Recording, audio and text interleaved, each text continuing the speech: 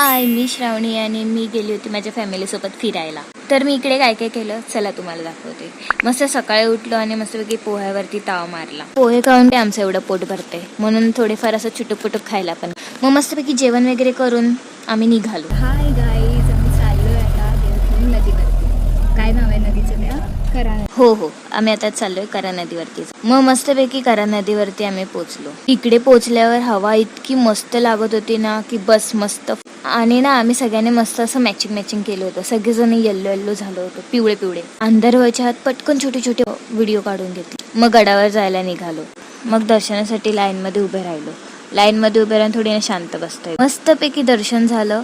गुरुजी येईपर्यंत आम्ही मस्तपैकी आमचे फॅमिली फोटो काढले. मग गुरुजी आले, तळी बंधार झाला आणि अशा प्रकारे दिवस संपला.